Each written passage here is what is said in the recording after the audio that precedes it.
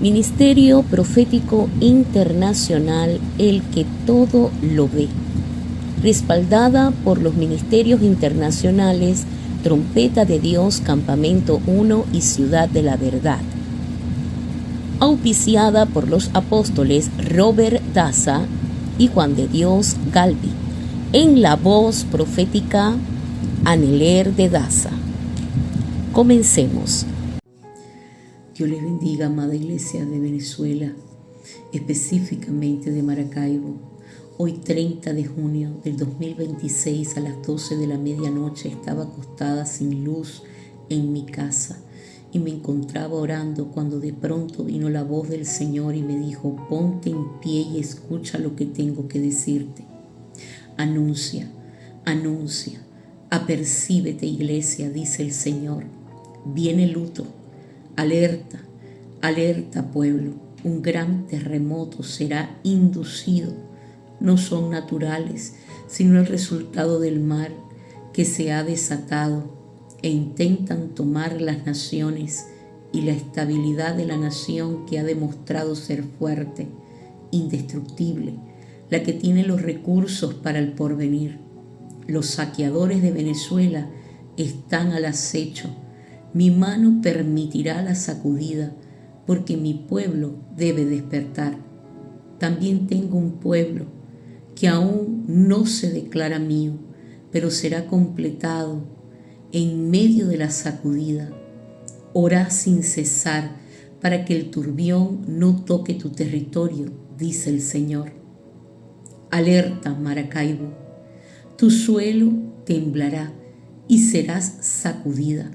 Lo permitirá mi mano, porque te corrompiste por tus múltiples transacciones en tus fronteras y tus entradas llenaste de maldad y desviaste tus recursos.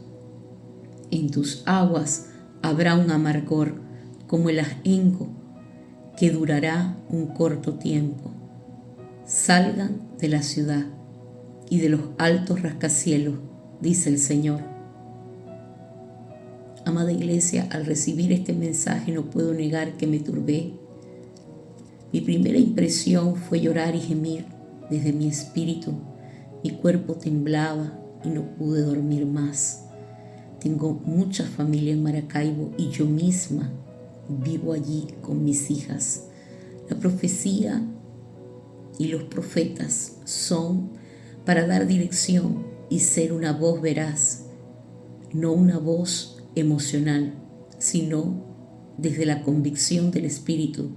Somos una trompeta, una atalaya de Dios para guiar a su pueblo y llevar oportunidad a aquel que aún no ha entrado a ser la familia de Dios. Las profecías deben ser juzgadas, así que sequé mis lágrimas y me puse a trabajar en ello y juzgué la palabra usando herramientas necesarias para poder hacerlo, porque debemos ser responsables de lo que anunciamos. Y aunque hasta ahora lo que Dios ha dicho por mi boca se ha cumplido, debemos y tenemos la responsabilidad de estar revisándonos constantemente para no causar caos y confusión, sino un genuino arrepentimiento y dirección. Aquí les comento cómo juzgué la profecía que el Señor me dio y cuáles fueron las herramientas que usé. Para juzgar esta profecía a la luz de la Escritura, debemos aplicar primeramente el mandato bíblico de Primera de Tesalonicenses 5, del 20 al 21. No menospreciéis las profecías, examinarlo todo, retened lo bueno. Analicé un filtro riguroso utilizando las herramientas de la teología, la exégesis, la hermenéutica, la apología, para evaluar si este mensaje se alineaba con el carácter y la palabra de Dios. El primer filtro que utilicé fueron las reglas hermenéuticas de interpretación. En la hermenéutica analizamos el texto y las reglas de interpretación. La Biblia establece que ninguna profecía puede contradecir la revelación escrita. Gálatas 1:8 nos dice el llamado al arrepentimiento y el despertar. El mensaje que el Señor me entregó dice, porque mi pueblo debe despertar. Hermenéuticamente, esto coincide con el patrón de los profetas de la antigüedad, como Jeremías, como Jonás y las cartas al Apocalipsis. Dios usa sacudidas para despertar, no para destruir por capricho, sino para un llamado correctivo. Juicio por corrupción económica. El Señor está señalando a Maracaibo y diciendo, te corrompiste por tus múltiples transacciones y desviaste tus recursos. Esto tiene un paralelo hermenéutico exacto con el juicio a Tiro en Ezequiel capítulo 28 del 16 al 18, porque acusa a la multitud de sus contrataciones. Dice, fuiste lleno de iniquidad y profanaste tu santuario. Dios juzga el pecado social, la codicia, la injusticia económica. El segundo filtro que utilicé fue el exegético, el análisis del texto y el vocabulario. La exégesis extrae el significado del texto bíblico original para ver si los símbolos y las palabras proféticas actuales tienen un sustento, un basamiento bíblico. El Señor habla del ajenjo, del amargor de las aguas. En tus aguas habrá un amargor como el ajenjo. Exegéticamente, el ajenjo en griego aparece en el Apocalipsis como ápsipo. Aparte, en el Apocalipsis 8:11, donde la tercera parte de las aguas se volvió amarga y muchos murieron. También en Jeremías 9:15, Dios dice que dará a comer ajenjo, agua de miel a su pueblo por su terquedad de su corazón. El uso de este símbolo es exegéticamente correcto para representar el juicio divino y la amargura espiritual y física. También habla del turbión. Pide orar para que el turbión no toque el territorio. En la Biblia, un turbión es una tormenta violenta o una inundación repentina.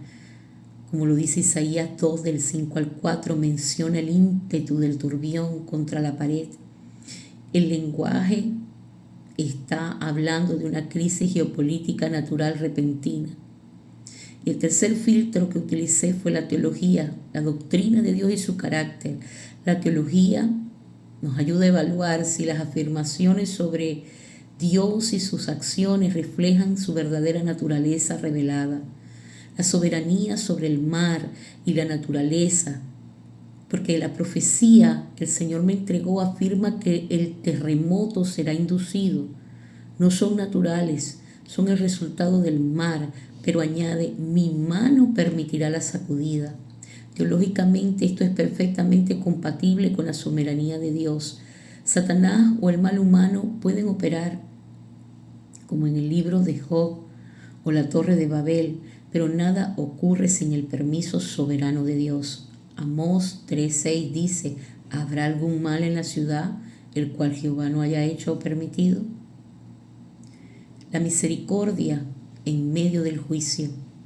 La profecía que el Señor me entregó dice, tengo un pueblo que aún no se ha declarado mío, pero será completado en medio de la sacudida.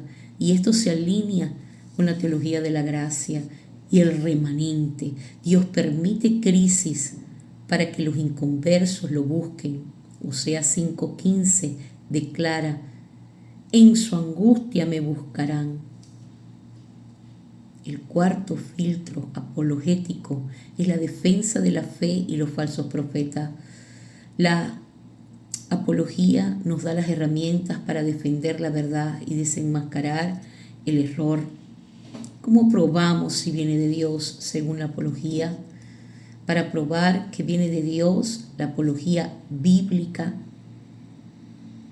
hay 3 pruebas de fuego. El cumplimiento, debemos esperar el tiempo de su cumplimiento, Deuteronomio 18:22, que afirma que si obviamente en ningún momento pasa, pues el profeta habló con presunción, pero debemos esperar el tiempo del cumplimiento de la profecía. La Biblia da una geografía específica: Maracaibo, fronteras, aguas amargas, territorios y terremotos inducidos. Su cumplimiento físico será la prueba definitiva. Y estamos hablando de que Dios es soberano. Es un mensaje de Dios para guiar al